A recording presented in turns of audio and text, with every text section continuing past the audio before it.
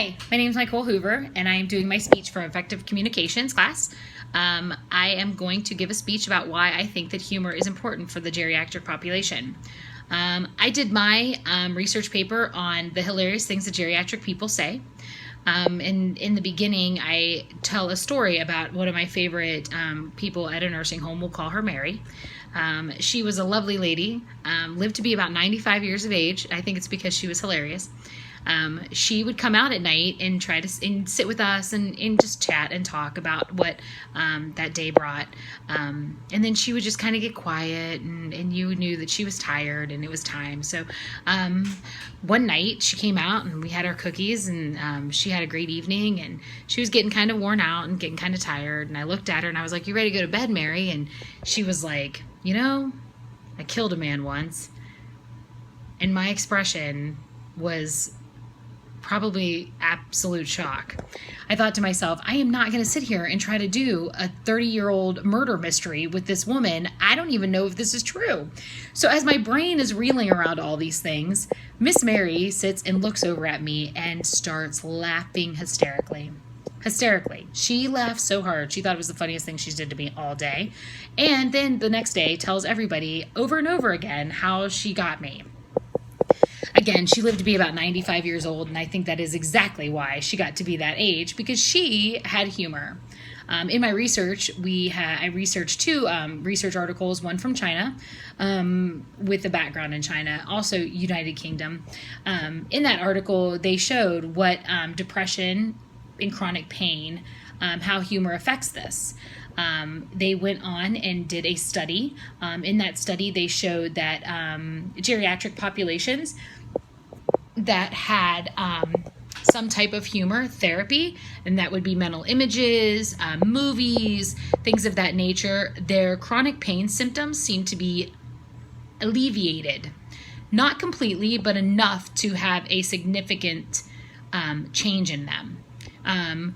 They found out that in this chronic pain, or with chronic pain, humor has led to once after they have an episode of the humor or mental images or whatever they use for that humor therapy, they had an increase in immunoglobulin A and G, an increase in natural killer cells in their body. They had an increase in abdomen capacity and abdomen muscles. They had an increase in lung capacity. There were so many health benefits to these geriatric individuals having this humor therapy. They did another study. Within that study, they did show the other group that did not have that extra humor therapy, and they did lack some of those. There was chronic pain that was alleviated due to medications, but again, they want to try to alleviate some of that for the older people. I know in my study, another woman who is a nurse, home nurse, she had went on and on to different communities that she worked in, and she would have her population tell her a story while she was there. And while she had that story of humor, she would pass that on to her next person. But while she was there and she was one-on-one time with her patient, she did use humor therapy. And in that, the geriatric population that is home, alone, and lonely, she was able to get the results of increased happiness, less depression. They kind of got up and did a little bit more for themselves while she was there. It was just an overall great experience that she was able to use this humor and carry this on with her other home health clients that she had. So in this, I want to end with my statement at the end, is why I think that humor is amazing. It needs to be. Humor therapy is going to be great for not even the geriatric population, just with populations, just with depression and things that are going on now with children.